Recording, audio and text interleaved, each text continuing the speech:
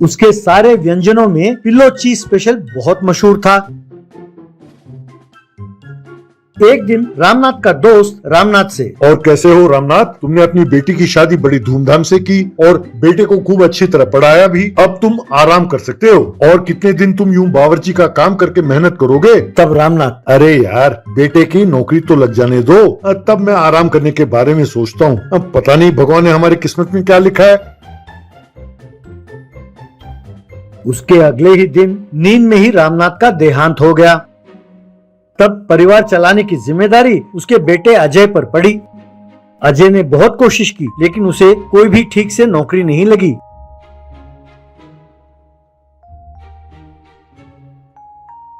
एक दिन अजय की दीदी लता उसके घर आई और अजय से, भैया और कितने दिन तुम यूँ नौकरी के चक्कर में पड़े रहोगे? तुम पर माँ की जिम्मेदारी है। मैं सोच रही थी कि माँ को मैं अपने साथ ले चलूंगी, लेकिन तुम तो जानते ही हो माँ की और मेरी सास की बिल्कुल नहीं बनती, और हमारे पास कोई संपत्ति भी नहीं है। एक काम क्यों नहीं करते भैया? तुम पिताजी की तरह बावर्ची क्यों नहीं बन जाते? तब उनकी माँ अनुसुईया, ये बहुत मुश्किल है बेटा। जो पिताजी के साथ काम करते थे वे दूसरी जगह नौकरी ढूंढ कर चले गए। अब इसे तो सिर्फ पिल्लो चीज पराठा बनाना आता है और मुझ में अब बाकी पकवान बनाने की ताकत नहीं है। अब सब ऊपर वाले की दया है, जो होगा देखा जाएगा। ऐसा कहा दुखी होकर। ये बात सुनकर अजय के दिमाग में एक आइडिया आया। उसने अगले ही दिन अपने बाइक को बेचा और जो पैसे मिले उससे उसने एक ठेला खरीदा और बीच बाजार में ले जाकर पिलो चीज पराठा बनाकर उस ठेले में बेचने लगा। जो लोग उस रास्ते से गुजरते थे उन्हें अजय के बनाए हुए पिलो चीज पराठा की खुशबू खूब भाने लगी। इस तरह पहले ही दिन से अजय के बनाए हुए पिलो चीज पराठा खाने के लिए लोगों की लाइन लगने लगी।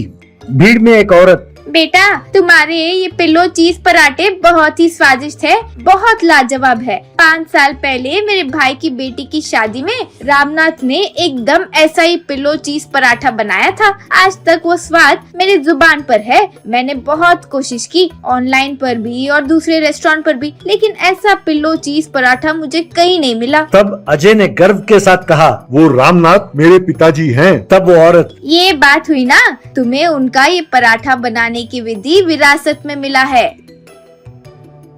एक और दिन एक और व्यक्ति ने पिलो चीज पराठा खाया और बहुत ही स्वादिष्ट है और काफी सेहतमंद भी है ये खाना। मैं मनपसंद ग्रुप ऑफ होटल्स का चेयरमैन हूँ। मैंने तुम्हारे पिलो चीज पराठे के बारे में बहुत सुना, इसीलिए खाने आ गया। अगर तुम्हें मंजूर हो तो कल से ही हमारे ग्रुप ऑफ होटल्स के लिए तुम अपना पिलो चीज पराठा सप्लाई किया करो। कहकर अपना विजिटिंग कार्ड देकर वहाँ से चला गया। तब अजय ने उस गांव में बेरोजगार युवकों को चुना और घर में ही पिलो चीज पराठा बनाकर उन युवकों के द्वारा मनपसंद ग्रुप ऑफ होटल्स को पिलो चीज पराठा सप्लाई करने लगा। लेकिन उसने ठेले में पिलो चीज पराठा बनाकर बेचना बंद नहीं किया। उसने कुछ बेरोजगार युवक और युवतियों को अपॉइंट करके गांव में कई जगह पर उसने पिलो चीज पराठा के ठेले खोले और उन्हें चलाने दिया। वो भी बहुत कामयाब रहा।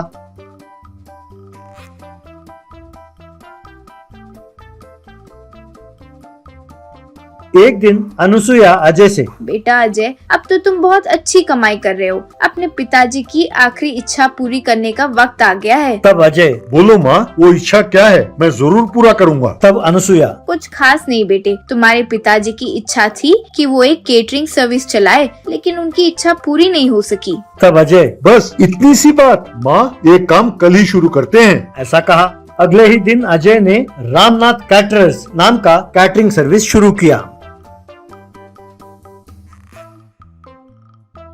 इस तरह सिर्फ उस गांव में ही नहीं बल्कि सारे राज्य में रामनाथ कैटरर्स बहुत मशहूर हो गया। इस तरह अजय ने खूब पैसे कमाए, बहुत बढ़िया घर बनाया और एक सुशील लड़की से उसने शादी की। अजय की कामयाबी देखकर उसकी माँ अनुसुईया बहुत खुश हुई। इस तरह अजय उस राज्य के युवकों के लिए एक मिसाल बना। 0 फैट छोले कुलचा। विराजपुर नाम के गांव में नागराज नाम का एक मिस्त्री रहता था। वो लोगों से पैसे एडवांस लेता था और बिना काम किए घर में बैठकर बिरयानी खाकर आराम से सो जाता था। नतीजा ये हुआ कि वो बहुत मोटा हो गया। एक दिन जिन लोगों ने उसे एडवांस पैसे दिए थे वो सब मिलकर एक साथ आए। उनमें से लोकेश नाम का व्यक्ति नागराज से, अरे भैया, मैं तुम्हारे हाथ जोड़ता हूँ। लगता है जिंदगी में मैंने बहुत पाप किए होंगे जो मुझे ऐसी सजा मिली और तुम मेरे गले पड़ गए। ये सुनकर दूसरा व्यक्ति, अरे भाई साहब, आप बिल्कुल सही कह रहे हैं। ये तो मिस्त्री के रूप में यमराज है। इसे देखो तो सही, कितना मोटा है। ये हम सबके पैसे निकल कर इतना मोटा हो गया है। इसके पेट को काटो तो हमारे पैसे निकलेंगे। तब नागराज, देखो भैया, इज्जत से बात करो, वरना तुम मेरा नाम तो जानते ही हो, नागराज। डस दूंगा मैं आप सबका काम परसों आकर करूंगा, लेकिन पैसे वापस नहीं करूंगा। तब लोकेश, चुपचाप आकर काम में लग जाओ, वरना मुझे पैसे कैसे वापस लेने हैं अच्छी तरह मालूम है। मैं तुम्हें कुछ नहीं कहूँगा। उस वीरू को पकड़ूंगा जिसने तुम्हें मिलाया था। अपने आप को देखो तो सही, तुम एक पूरे बकरी को निकले हुए अजगर की तरह दिखते हो। यूं सब उसे डांट कर वहाँ से चले गए। बाद में नागराज का दोस्त वीरू नागराज से, अरे यार, तुम लोगों को यूं परेशान क्यों कर रहे हो? उनका काम क्यों नहीं कर देते? तब नागराज, मैंने तुमसे तो कोई सलाह नहीं मांगा। जाओ चुपचाप मेरे लिए बिरयानी ले आओ, खाकर सो जाऊंगा। बहुत नींद आ रही है यार। कहकर अंदर चला गया। तब वीरू बिरयानी लाने के लिए सड़क पर पैदल जा रहा था कि तभी उसे एक छोले कुलचा का ठेला नजर आया। ठेले पर कुलचा बेचने वाला भुवन, आओ भाई आओ, स्वादिष्ट छोले कुलचे खाओ। आप लोग जानते हैं इसकी खासियत क्या है? ये 0 फैट कुलचा है। इसका स्वाद लाजवाब है। अगर आप लोग 1 महीना लगातार मेरे छोले कुलचे खाएंगे तो महीने भर में आप एकदम स्लिम एंड फिट हो जाएंगे। लड़के हीरो की तरह और लड़कियां फिल्म की हीरोइन की तरह बन जाएंगी। तब से 1 महीने तक वीरू भुवन पर नजर रखने लगा।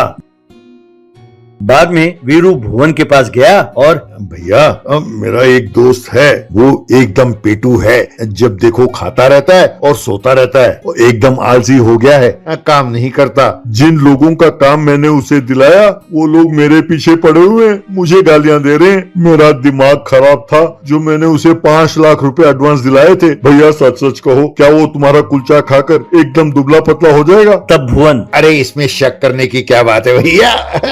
अब मेरा कुलचा छोले खाएगा तो बस 1 महीने में उसके 10 द्वारे के पिंजरे से चर्बी यूं पिघल कर निकल जाएगी। अगर चाहो तो मैं आकर तुम्हारे दोस्त को समझाऊंगा। चलो भैया, चलते हैं। यूं कहकर छोले कुलचे तैयार करके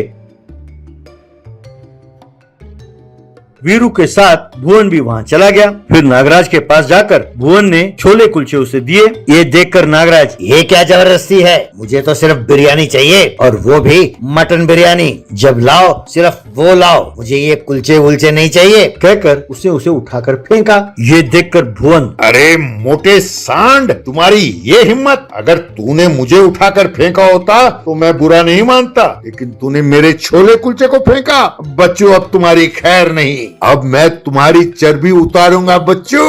अब तुम्हें चूल्हे के ऊपर बिठाएं तो जैसे तुम्हारी चर्बी पिघलेगी वैसे ही तुम्हें कुलचे खिलाकर पिघलाऊंगा। कहकर नागराज को कमरे के अंदर ले गया और कुर्सी से उसे बांध दिया। उसके बाद वीरू की मदद से हर रोज वो नागराज को तीनों वक्त छोले कुलचे खिलाने लगा। इस तरह 1 महीना बीत गया। नागराज बिल्कुल दुबला पतला हो गया। एक दिन भुवन का असिस्टेंट कुलचे लेकर आ रहा था तो उसे देखकर नागराज, अरे कमीनो, मुझे तुम लोग यूं क्यों सता रहे हो? मेरा सारा चर्बी पिघल गया भैया। देखो, मेरे सारे हड्डियां बाहर निकल आई है। अरे यार, मुझसे तो ठीक से बोला भी नहीं जा रहा।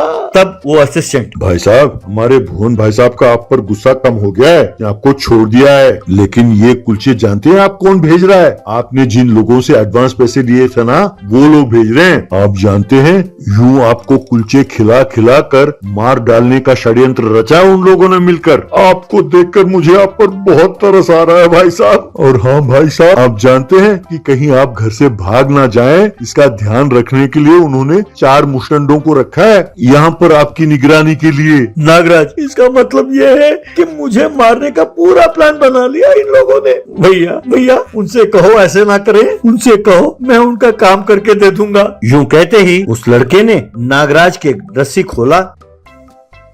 तब नागराज घर के बाहर गया, वहाँ खड़े अपने ग्राहकों से माफी मांगी और उनका काम उसने शुरू किया।